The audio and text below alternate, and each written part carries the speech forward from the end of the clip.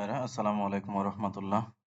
আপনারা যারা painting for construction level 2 এর আরপিএল অ্যাসেসমেন্টে অংশগ্রহণ করবেন অথবা শর্ট কোর্সে ফাইনাল পরীক্ষায় বা সামেটিভ অ্যাসেসমেন্টে অংশগ্রহণ করবেন তাদের জন্য আজকের এই সেশনটি। আজকের সেশনে আমরা আলোচনা করব অ্যাপ্লাই রিয়েল লিটারেসি বা বাস্তব সাক্ষরতার প্রয়োগ সম্পর্কে। আপনারা এই বিষয়গুলা আপনাদের বইয়ের 13 থেকে 15 নম্বর পেজে পাবেন। আপনারা সবাই জানেন যে আপনাদের সিএস এ টোটাল 3টা পার্ট আছে। একটা হচ্ছে জেনেরিক কম্পিটেন্সিস, একটা সেক্টর স্পেসিফিক কম্পিটেন্সি আর একটা হচ্ছে অকুপেশন স্পেসিফিক কম্পিটেন্সি। তো আমরা আজকে আলোচনা করব একদম প্রথম পার্ট জেনেরিক কম্পিটেন্সির একদম প্রথম অধ্যায় অ্যাপ্লাই রিয়েল লিটারেসি সম্পর্কে। এই বাকি যে অধ্যায়গুলো আছে ক্রমান্বয়ে সবগুলো অধ্যায় নিয়ে আপনাদের সাথে বিস্তারিত কথা হবে ইনশাআল্লাহ। আজকের আলোচ্য বিষয়ের মধ্যে অন্তর্ভুক্ত থাকবে সংখ্যা এবং সাক্ষরতার দক্ষতা, অর্থাৎ রঙের কাজে সংখ্যা এবং সাক্ষরতার প্রয়োগ সম্পর্কে আমরা জানবো। এরপরে আমরা জানবো ব্যক্তিগত এবং অভ্যন্তরীণ দক্ষতা নিয়ন্ত্রণ করা, সমস্যাভিত্তিক জীবন দক্ষতার ব্যাখ্যা, কর্মক্ষেত্রে নিরাপত্তা এবং স্বাস্থ্যবিধি। আপনারা যে রঙের কাজটা করেন এটা খুবই একটা রিস্কের কাজ। এই রিস্কের কাজটা আপনারা কিভাবে সুন্দরভাবে করতে পারেন এই বিষয়টা নিয়ে আলোচনা হবে। সেই সাথে আলোচনা হবে যে কাজের উপযুক্ত পরিবেশ কিভাবে বজায় রাখবেন। অর্থাৎ আপনারা রঙের কাজটা একা একা করেন না, একটা টিম ওয়াইজ করেন। এই টিম ওয়াইজ কাজ করতে গেলে পরিবেশ বজায় রেখে কিভাবে সুন্দর করে কাজ করা যায় এই বিষয় নিয়ে আলোচনা হবে। সর্বশেষে আমরা কথা বলবো নিয়োগযোগ্যতা এবং দক্ষতার বিকাশ এই বিষয়টা সম্পর্কে। নিয়োগযোগ্যতা দক্ষতার বিকাশ বিষয়টা কি, সেটা হচ্ছে আপনি এই যে পরীক্ষাটা দিবেন, সামেটিভ অ্যাসেসমেন্টটা দিবেন, দিয়ে সরকারি থেকে একটা সার্টিফিকেট পাবেন। এই সার্টিফিকেট নিয়ে আপনি দেশে এবং দেশের বাইরে যে কোনো জায়গায় জব করতে পারবেন। জবের জন্য আপনাকে যেটা প্রয়োজন হবে সেটা হচ্ছে একটা সিভি লিখতে হবে, সুন্দর সিভি। তাহলে সিভি একটা কিভাবে সুন্দর একটা সিভি লিখবেন এই বিষয়টা নিয়ে আজকে আলোচনা হবে। আজকের আলোচ্য বিষয়গুলা ব্যক্তি জীবনে খুবই গুরুত্বপূর্ণ বিষয়। যে বিষয়গুলো আপনি যদি মিস করেন বা যদি ভালো মতো না বুঝেন তাহলে আপনার ব্যক্তিগত জীবনে এবং কর্মজীবনে অনেকগুলো বিষয় মিস করবেন। তো চলুন আমরা এই বিষয়গুলা নিয়ে বিস্তারিত আলোচনা করি। তার আগে ছোট্ট একটা বিষয় নিয়ে আলোচনা করব, সেটা হচ্ছে আরপিএল। আরপিএল বিষয়টা কি? আরপিএলটাকে বলা হচ্ছে রিকগনিশন অফ প্রায়র লার্নিং।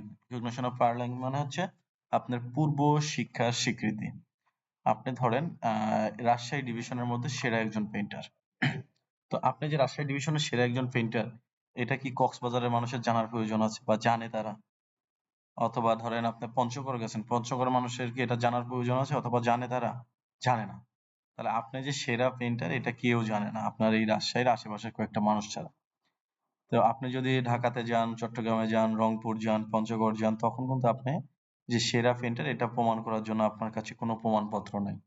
আর এই প্রমাণপত্রটাই আপনি পাবেন হচ্ছে আরপিএল পরীক্ষার মাধ্যমে, সরকারি থেকে একটা সার্টিফিকেট অর্জনের মাধ্যমে। এটাকে বলা হচ্ছে রিকগনিশন অফ প্রায়র লার্নিং। যারা কাজটা অনেক ভালোভাবে জানেন তাদের জন্য এই পরীক্ষাটা মাত্র 3 দিনের, অর্থাৎ 2 দিন ট্রেনিং করবেন, তৃতীয় দিনে যে পরীক্ষাটা দিবেন। আর যারা এই কাজে নতুন আসতে চাচ্ছেন অর্থাৎ রঙের পেশায় নতুন আসতে চাচ্ছেন তাদের জন্য এই কাজটা 3 মাস মেয়াদী একটা কোর্সের মাধ্যমে সম্পন্ন করে তারপরে আপনাকে এই আরপিএল পরীক্ষাটা বা শর্ট কোর্সে যে সামেটিভ অ্যাসেসমেন্ট আছে সামেটিভ অ্যাসেসমেন্টের পরীক্ষাটা দিতে হবে। যারা আরপিএল দিতে চাচ্ছেন তাদের জন্য যেটা প্রয়োজন সেটা হচ্ছে আপনারা নির্দিষ্ট একটা ট্রেনিং সেন্টারের সাথে যোগাযোগ করবেন। যোগাযোগ করে আপনার কিছু তথ্য ইনফরমেশন শেয়ার করবেন, কিছু আইডেন্টিফিকেশন শেয়ার করবেন, কিছু ডকুমেন্ট তাদের কাছে জমা দিতে হবে। এই ডকুমেন্ট গুলোর মধ্যে আপনার এনআইডি অথবা জন্ম নিবন্ধন কার্ডের ফটোকপি দিতে হবে, আপনার পাসপোর্ট সাইজের ছবি দিতে হবে, আপনার সর্বশেষ শিক্ষাগত যোগ্যতার সার্টিফিকেট দিতে হবে বা সার্টিফিকেটের ফটোকপি দিতে হবে। এই জিনিসগুলো যখন কোনো একটা টিভেট ট্রেনিং সেন্টারকে আপনি দিবেন তখন এই টিভেট ট্রেনিং সেন্টারটা এনএসডিএ বরাবর আপনার পরীক্ষার জন্য একটা আবেদন করবে। তখন এনএসডিএ থেকে আপনার একটা অ্যাসেসমেন্ট নেবে। এই অ্যাসেসমেন্টে যদি আপনি কম্পিটেন্ট হন অর্থাৎ পাস করেন তখন আপনি একটা সার্টিফিকেট পাবেন। এই সার্টিফিকেটটা দেশে এবং দেশের বাইরে সব জায়গায় সমানভাবে আপনি ব্যবহার করতে পারবেন বা সমান মর্যাদা পাবেন। এই যে আরপিএল পরীক্ষা বা এই যে সার্টিফিকেটটা আপনি নিচ্ছেন এটা 2 পদ্ধতিতে হয়। একটা হচ্ছে আপনি নিজস্ব টাকা খরচ করে সেলফ ফান্ডেড এর মাধ্যমে নিতে পারেন, আর একটা আছে সেটা হচ্ছে গভর্নমেন্ট প্রজেক্টের মাধ্যমে। তো এই গভর্নমেন্ট প্রজেক্ট থেকে যদি নেন তাহলে এটা হচ্ছে আপনাদের বিভিন্ন সংস্থা আছে, সেই সংস্থাগুলো থেকে এই গভর্নমেন্ট প্রজেক্টে হেল্প করে। যেমন হচ্ছে আইএলও থেকে কিছু পরিমাণে হেল্প পাওয়া যায়, বাংলাদেশ সরকার থেকে, ইউরোপিয়ান ইউনিয়ন থেকে, বা অ্যাসেট এর একটা প্রজেক্ট আছে, এটা হচ্ছে ওয়ার্ল্ড ব্যাংকের একটা প্রজেক্ট, এখান থেকে কিছু হেল্প করে। এই ধরনের যদি আমরা সংস্থার মাধ্যমে বা প্রজেক্টের মাধ্যমে আরপিএলটা করেন তাহলে আপনাকে কোনো প্রকারের টাকা পয়সা দেওয়া লাগবে না, বরং আপনি নিজেই টাকা পাবেন। তাহলে আপনি কি কি অকুপেশন এই ধরনের পরীক্ষা দিতে পারবেন বা আরপিএল পরীক্ষা দিতে পারবেন? এটা অনেক অকুপেশন আছে, যেমন রড বাইন্ডিং, মেশনারি, তারপরে সোলার ইনস্টলেশন, তারপরে সুইং, ধরেন automatic body painting, marine coating, industrial protective coating, housekeeping, beautification, এগুলো অসংখ্য অকুপেশন আছে। আপনি যে কোনো একটা অকুপেশনে আরপিএল অথবা শর্ট কোর্সের ট্রেনিং নিতে পারেন। আপনারা আরপিএল পরীক্ষা যারা দিচ্ছেন তাদের ক্ষেত্রে 2টা এমসিকিউ আসবে, ইংরেজি কিছু ওয়ার্ড থাকবে, এগুলোর অ্যাব্রিভিয়েশন করতে হবে। যেমন এনএসডিএ। এনএসডিএ কি? আপনি যেটাতে পরীক্ষা দিবেন, যে বোর্ডের আন্ডারে পরীক্ষা দিবেন, এই বোর্ডটা হচ্ছে এনএসডিএ। এনএসডিএ এর পূর্ণরূপ হচ্ছে ন্যাশনাল স্কিলস ডেভেলপমেন্ট অথরিটি। আপনার পরীক্ষাতে আসবে এনএসডি এর পূর্ণরূপ নিচের কোনটি। তাহলে আপনাকে এরকম 4টা অপশন দিবে, যেটা সঠিক সেটাতে আপনাকে টিক চিহ্ন দিতে হবে। আপনি যখন পরীক্ষাটা দিবেন তখন হচ্ছে একটা বই পড়বেন, এই বইটাকে বলা হচ্ছে কম্পিটেন্সি স্ট্যান্ডার্ড বা সিএস। তাহলে সিএস দিয়ে আপনাকে পরীক্ষাটা দিতে হবে। এরপর আইএলও, এটা তো হচ্ছে দাতব্য সংস্থা, ইন্টারন্যাশনাল লেবার অর্গানাইজেশন, অর্থাৎ শ্রমিকদের একটা সংস্থা। আইএসসি হচ্ছে কি? Industry skill council. এই সিএসটা লিখতে সহায়তা করে আইএসসির যে মেম্বার গুলো আছে তারা। এরপরে NPVC, national pre vocation certificate, NTVQF, national technical and vocational qualification framework. অর্থাৎ এই সিএসটা এনটিভিকিউএফ এর রুলস অনুযায়ী লেখা হয়। এসসিভিসি হচ্ছে কি? Standard and curriculum validation committee. আমরা যদি ডান সাইডে দেখি আরো কিছু আছে আমাদের, এটার মধ্যে দেওয়া আছে দেখেন টিভেট। টিভেটটা কি? Technical vocational education and training. UOC হচ্ছে কি? Unit of competency. এসটিপি হচ্ছে কি? Skill training provider. ওস হচ্ছে occupational safety and health. PP হচ্ছে পার্সোনাল প্রোটেক্টিভ ইকুইপমেন্ট। এসওপি হচ্ছে স্ট্যান্ডার্ড অপারেটিং প্রসিডিউর। এই জিনিসগুলোর মধ্যে সবচেয়ে বেশি পরীক্ষাতে যেটা আসে সেটা হচ্ছে এনএসডি এর পূর্ণরূপ, আর একটা যেটা আসে সেটা হচ্ছে পিপি এর পূর্ণরূপ। পিপি মানে কি? Personal protective equipment. এই দুটো মুখস্থ করবেন ভালো করে। বাকি যেগুলো আছে ওসটাও আসে বারবার, ওসটা মুখস্থ করবেন, এসটিপি মুখস্থ করবেন, তারপরে এখানে হচ্ছে যে সিএসটা মুখস্থ করবেন। এইগুলো মুখস্থ করলে মোটামুটি কমন পাওয়া যায়। আমরা মূল আলোচনায় চলে আসি। আমাদের মূল আলোচনা ছিল হচ্ছে কাজের জায়গা পরিমাপ করার পদ্ধতি। তো কাজের জায়গা যখন পরিমাপ করতে যাবেন তখন আপনাকে ধরেন একটা উদাহরণ আমি আগে দিই, সেটা হচ্ছে এটা একটা রোম। এই রোমের হচ্ছে দৈর্ঘ্য 10 ফুট, প্রস্থ হচ্ছে 6 ফুট। তাহলে এই রোমে কতটুকু জায়গা বা ক্ষেত্রফল কতটুকু, এটা বের করার জন্য আমরা কি করি? দৈর্ঘ্য গুণন প্রস্থ, এটা গুণ করে দিই। তাহলে এটা ক্যালকুলেশন করব কি করে? 10 গুণন 6, তাহলে আমার 60 বর্গ ফুট এই জায়গাটা। এভাবে আমরা খুব সহজে কাজের জায়গাটা বের করে ফেলতে পারি। আমরা যদি আরেকটু ভালো মতো বুঝতে চাই তাহলে এটার দিকে লক্ষ্য করতে হবে। এখানে দেখেন একটা রোমে সাধারণত কি থাকে? দৈর্ঘ্য থাকে, প্রস্থ থাকে, উচ্চতা থাকে। কিন্তু আপনার পরীক্ষাতে যেটা থাকবে সেটা হচ্ছে দৈর্ঘ্য দিবে অথবা দৈর্ঘ্য দিবে, দৈর্ঘ্যের সাথে প্রস্থ অথবা উচ্চতা, এই দুটোর মধ্যে যে কোনো একটা মান দিবে। তখন আপনার যে আয়তাকার ক্ষেত্রফল নির্ণয়ের যে সূত্রটা আছে ওইটা ব্যবহার করবেন। দৈর্ঘ্য গুণন প্রস্থ, প্রস্থ না থাকলে উচ্চতা দিবে, উচ্চতাটা গুণ করে দিবেন। এই যে জায়গাগুলো আপনি মাপবেন, মাপার জন্য আপনার এই মেজারিং টেপের প্রয়োজন হবে। মেজারিং টেপ থেকে একটা জিনিস আপনাকে জানতে হবে, সেটা হচ্ছে এখান থেকে এখান পর্যন্ত 1 ইঞ্চি হয়, 2 ইঞ্চি। এভাবে যদি আপনি সামনের দিকে অগ্রসর হন 12 ইঞ্চিতে 1 ফুট হবে। নিচে আবার যখন দেখা আছে 1, 2, 3, 4 এভাবে লেখা আছে না? এগুলো হচ্ছে সেন্টিমিটার। 1 centimetre, 2 centimetre, 3 centimetre. আবার একটু ভালো করে যদি লক্ষ্য করেন 2 থেকে 3 এর মধ্যে এরকম 10টা টান দেওয়া আছে বা 10টা দাগ দেওয়া আছে। তার মানে 2 থেকে 3 এ যদি আমরা যাই তাহলে এটাকে বলা হচ্ছে মিলিমিটার। 10 মিলিমিটারে 1 সেন্টিমিটার। এখানে যদি দেখেন 40, 40 মানে হচ্ছে কি আমাদের, সরি 4 মানে হচ্ছে 40 মিলিমিটার হবে। তারপরে দেওয়া আছে এই যে এই পয়েন্ট, এটা হচ্ছে 41 মিলিমিটার। এরপরে 60, 60 এর আগে হচ্ছে কি আমাদের 59, এক ঘর আগে দিয়েছে, তাহলে 59 মিলিমিটার। তাহলে আমরা এখান থেকে কি জানলাম? ইঞ্চি জানলাম, ফুট জানলাম, সেন্টিমিটার জানলাম এবং মিলিমিটার জানলাম। আপনারা আরেকটা জিনিস এখান থেকে মুখস্থ করবেন, সেটা হচ্ছে এখান থেকে এখান পর্যন্ত এটাকে বলা হচ্ছে 1 ইঞ্চি। 1 ইঞ্চি সমান সমান 8 সুতা। এটা কিভাবে আসে দেখেন, 12 ইঞ্চি সমান সমান 1 ফুট। তাহলে আমি 1 ইঞ্চি সমান সমান কি লিখবো? 1/12। তাহলে এই যে 0.0833, এই যে 8 সুতাতেই হচ্ছে 1 ইঞ্চি। এটার উপর বেস করে আমরা একটা এক্সাম্পল দিই। দেখেন এখানে একটা রোম দেওয়া আছে, এই রোমের দৈর্ঘ্য হচ্ছে 10 ফিট 11 ইঞ্চি, আর এটা প্রস্থ হচ্ছে 8 ফিট 10 ইঞ্চি। তাহলে আপনারা একটু বের করেন যে এই জায়গায় ক্ষেত্রফলটা কতটুকু হবে অথবা জায়গার পরিমাণটা কতটুকু হবে, একটু বের করেন। আচ্ছা আমি দিয়ে দিই, দেখেন 81.89 বা 89 এটা হবে আপনাদের সম্ভবত। আচ্ছা এটা ধরেন চিত্র 1 ধরলাম, আর একটা রোম নিলাম বা আর একটা চিত্র নিলাম আমি। এটাতে দৈর্ঘ্য 10 ফিট 8 ইঞ্চি, প্রস্থ হচ্ছে 8 ফিট 6 ইঞ্চি। এটাতে কত হবে একটু বের করে দেখেন তো আপনারা। ওকে, এটাতে ধরেন মনে করেন যে 92.88 হয়েছে। এই মানটা আপনারা কিভাবে বের করেন? এটা বের করেন হচ্ছে এই যে এরকম করে 10.11 গুণন 8.10, এটা বের করলে এই মানটা চলে আসে। আবার এখানে কি করেন 10.8 8.6 এটা দিলে আমাদের এই মানটা চলে আসে। কিন্তু একটু যদি ভালো করে লক্ষ্য করেন চিত্র A1 এবং চিত্র 2 এটাতে দেখেন চিত্র 1 এর দৈর্ঘ্য দেওয়া আছে 10 ফিট 11 ইঞ্চি আর এখানে দেওয়া আছে 10 ফিট 8 ইঞ্চি। তাহলে আমার চিত্র 1 এর দৈর্ঘ্যটা কিন্তু বড়। আবার যদি প্রস্থর দিকে লক্ষ্য করেন, এখানে দেখেন প্রস্থ দেওয়া আছে 8 ফিট 10 ইঞ্চি, এখানে 8 ফিট 6 ইঞ্চি, এটার প্রস্থও বড়। তাহলে আমার চিত্র 1 এর দৈর্ঘ্যও বড়, প্রস্থ বড়, কিন্তু মানটা কিন্তু ছোট আসছে। আর এটার দৈর্ঘ্যও ছোট, প্রস্থও ছোট, কিন্তু মানটা ছোট আসছে, বড় আসছে। এটা হচ্ছে আমাদের ভুল একটা পদ্ধতি। এই ভুল পদ্ধতি থেকে আমরা যদি শুধরে নিতে চাই তাহলে আমাদের এই যে এই মাপটা লাগবে। এটা কেমন দেখেন, 1 ইঞ্চি সমান সমান 0.08, 2 ইঞ্চি সমান সমান 0.16, 3 ইঞ্চি সমান সমান 0.25। তো এই মানগুলা যদি আমরা ইঞ্চি থেকে ফিটে এই মানগুলা মুখস্থ করি, মুখস্থ করে যদি এখানে বসাই দিই তাহলে আমাদের অঙ্কগুলা সঠিক হবে। যেমন দেখেন এখানে দেওয়া আছে 10 ফিট 11 ইঞ্চি, তাহলে 11 ইঞ্চিকে ফিটে নিতে গেলে 0.92 হয়। এই দেখেন 11 ইঞ্চি সমান সমান 92। আবার 8 ফিট 10 ইঞ্চি, এই 10 ইঞ্চিকে যদি আপনি ফিটে নেন তাহলে এটার মান হয়ে যাবে 83। তাহলে এইভাবে যদি অঙ্কটা করেন তাহলে আপনার অঙ্কের মান আসবে হচ্ছে 96.42।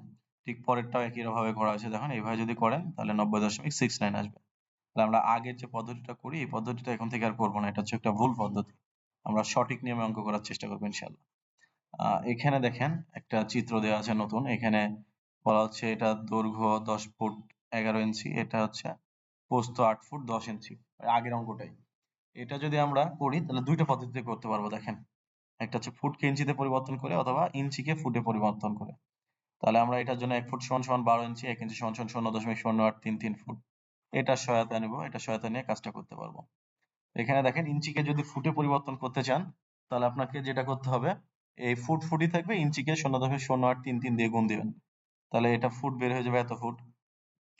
পরেরটাও ঠিক একই রকম, 8 ফুট 8 ফুটই আছে, 10 ইঞ্চিকে আপনি 0.0833 দ্বারা গুণ করে দেন, তাহলে এটাও ফুটে বের হচ্ছে, এটাও ফুটে বের হচ্ছে, এটা গুণ করলে বর্গফুটটা আপনি পেয়ে যাবেন, অর্থাৎ কতটুকু জায়গা এটা পেয়ে গেলেন।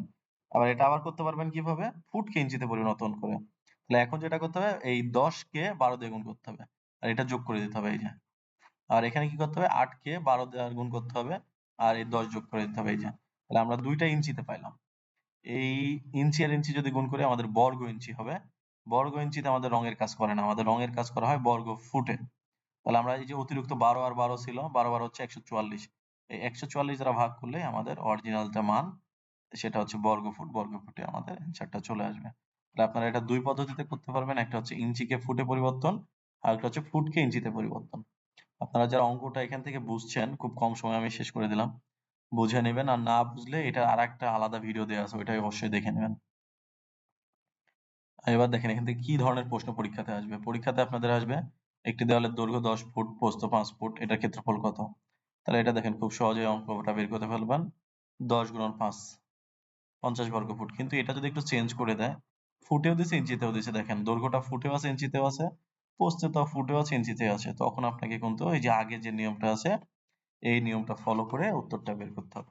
আপনারা এটা অঙ্কটা বের করার চেষ্টা করেন, বের করে কমেন্টে অবশ্যই লিখে দিবেন যে এটার উত্তরটা কত হবে। ওকে, আমাদের দ্বিতীয় নাম্বার যে জিনিসটা জানতে হবে সেটা হচ্ছে ব্যক্তিগত নিয়ন্ত্রণ আমাদের শিখতে হবে এবং অভ্যন্তরীণ দক্ষতা যেটা আছে এটা আমাদের বিকাশ করতে হবে। এটার জন্য ধরেন আপনি কোনো একটা কাস্টমারের সাথে আপনি কাস্টমারের থেকে রঙের কাজ নিতে গেছেন, রঙের কাজ নিতে গিয়ে তার সাথে কথা বলতেছেন। তো এই কথাবার্তা বলার ক্ষেত্রে অবশ্যই আমাদের যেটা করতে হবে, প্রাসঙ্গিক শালীন শব্দ চয়ন করতে হবে। আপনি গেছেন রঙের কাজ ঠিক করতে, কিন্তু ওই বিষয়ে কথা না বলে যদি আপনি বাড়তি কথা বলেন তাহলে এটা কোনোভাবে উচিত নয় বা অনুচিত একটা কাজ। আর আপনি যখন কি বলে, আপনি যখন কথা বলবেন অবশ্যই শালীন শব্দ চয়ন করে আপনাকে কথা বলতে হবে। আর সঠিক কথা বলার একটা অনুশীলন করবেন আপনি অবশ্যই। অযথা অনেক কথা না বলে সঠিক 2-3টা কথা বললেই ভালো। এরপরে মানসিক চাপ নিয়ন্ত্রণ এবং সিদ্ধান্ত গ্রহণের একটা আপনার ক্যাপাসিটি থাকতে হবে। ধরেন একটা মানুষ যখন একটা বিল্ডিং করে তখন রাজমিস্ত্রি এক ধরনের রেট দেয়, তারপরে রড মিস্ত্রি এক ধরনের রেট দিচ্ছে, কাঠের মিস্ত্রি এক ধরনের রেট দিচ্ছে। তো এই মালিকের মাথাটা গরম থাকে।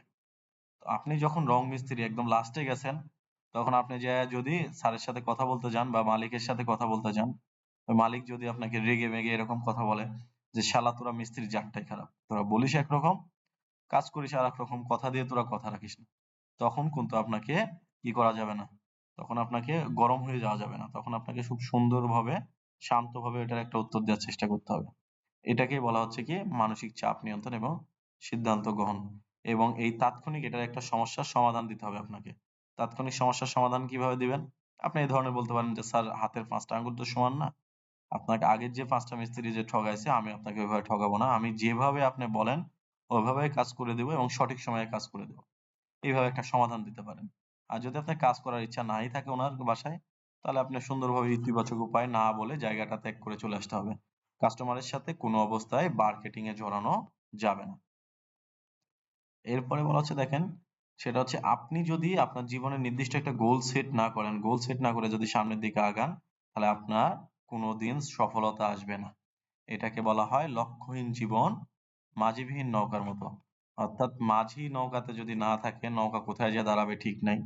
ঠিক একইভাবে আপনার জীবনের লক্ষ্য যদি আপনি স্থির না করেন, তাহলে আপনি কোনো সময় সফল হইতে পারবেন না। এর জন্য আপনাকে সঠিক একটা গোল সেট করে নিতে হবে। অর্থাৎ আপনি লাইফে কি হইতে চান?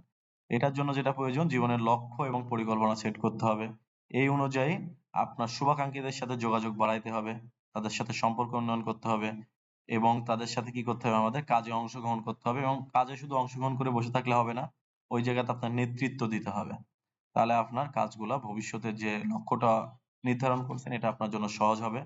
সর্বোপরি আপনার অবশ্যই পরিবারের যে মানুষগুলা আছে, পরিবারের মানুষগুলার সাথে একটা ভালো পারিবারিক সম্পর্ক গড়ে তুলতে হবে। আমরা যে কাজগুলা করি অনেক সময় ছেলে মেয়ে সবাই মিলে একসাথে কাজ করি না? তো এক্ষেত্রে আমাকে লিঙ্গ সচেতনতা বৃদ্ধি করতে হবে।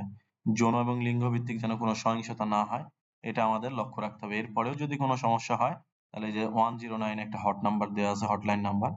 এই নাম্বারে যদি আমরা কল দিই, তাহলে আমরা একটা নারী ও শিশু নির্যাতন প্রতিরোধের জন্য একটা হেল্প পাবো। এখানে দেখেন বলা হচ্ছে এর পরবর্তীতে কর্মক্ষেত্রে নিরাপত্তা এবং স্বাস্থ্যবিধি। কর্মক্ষেত্রে নিরাপত্তা এবং স্বাস্থ্যবিধির বিষয়টা কি? সেটা হচ্ছে আপনি কাজ করার সময় অনেক সময় অসুস্থ হয়ে যেতে পারেন বা সামান্য একটু মাথা ঘুরতে পারে বা শারীরিকভাবে কোনো একটা সমস্যা হইতে পারে। তাহলে এই সমস্যার ক্ষেত্রে আপনি যদি এরকম একটা ফার্স্ট এইড বক্স দেখেন বা ফার্স্ট এইড বক্স থাকে, এখান থেকে প্রাথমিক চিকিৎসার জন্য কিছু জিনিস পাবেন। এই জিনিসগুলো দিয়ে তাৎক্ষণিক একটা চিকিৎসা আপনি দিতে পারবেন। এর জন্য বলা হচ্ছে কর্মক্ষেত্রে নিরাপত্তা স্বাস্থ্যবিধি প্রয়োগ। এটা আমাকে জানতে হবে। পেশাগত এবং ব্যক্তিগত নিরাপত্তা আমাকে নিশ্চিত করতে হবে। প্রাথমিক এবং জরুরি চিকিৎসা আমাকে একটু ধারণা থাকতে হবে। এবং যদি জরুরি ভিত্তিতে কোনো সেবার প্রয়োজন হয় আপনারা হট নাম্বার যেটা দেওয়া আছে হটলাইন নাম্বার 999 এ কল দিলে একটা সেবা পাবেন। আমাদের পরীক্ষাতে আসে যেটা সেটা হচ্ছে ফার্স্ট এইড বক্সে কি, কি থাকে? তাহলে আপনি কি বলবেন?